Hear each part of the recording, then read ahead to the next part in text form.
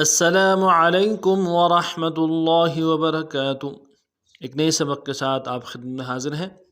आज का जो हमारा सबक है सूरतुल बक़रा, कुरान की पहली सूरत, पारा नंबर 2, आयत नंबर 161 से लेके 163 तक, 161 से लेके 163 तक लफ्ज़ ब लफ्ज़ आपके सामने पेश की जाएगी। सो चलते हैं सबक की तरफ। अऊज़ु बिल्लाहि मिनश शैतानिर रजीम। बिस्मिल्लाहिर रहमानिर रहीम। इन्नल्लज़ीना कफ़रू वमातू वहुम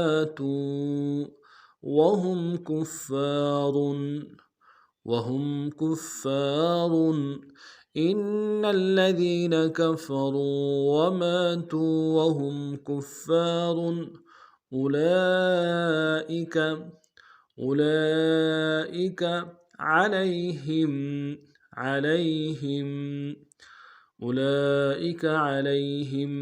लअनतुल्लाहि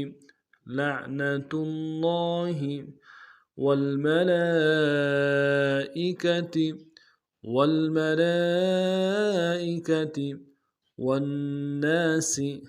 वन्नासि अजमाइन।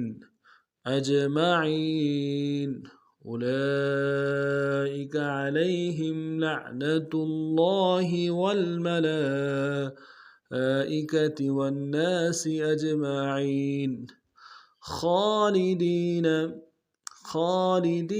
फीहा ला युखफ़फ़ु عنهم العذاب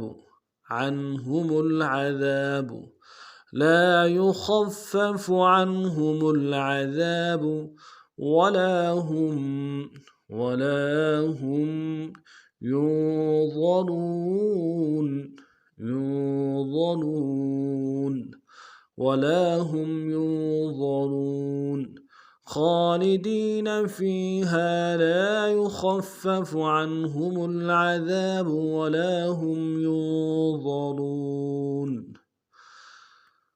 وإلهكم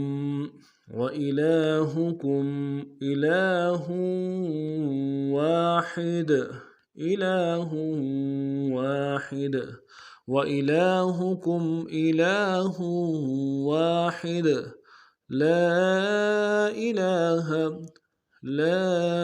إله إلا هو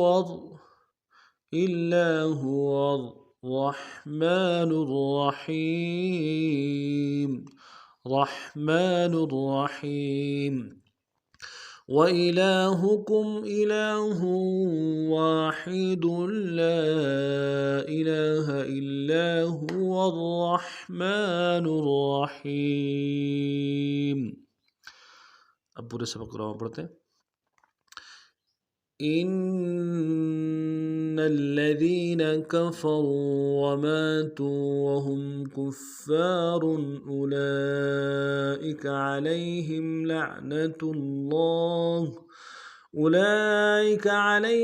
लअनतुल्लाहि वल्मलाइकति वन्नासि अजमाइन खालिदीन फीहा ला युखफ़फ़ु عنهم العذاب ولا هم ينظرون وإلهكم إله واحد لا إله إلا هو الرحمن الرحيم إن الذين كفروا وماتوا وهم كفار أولئك عليهم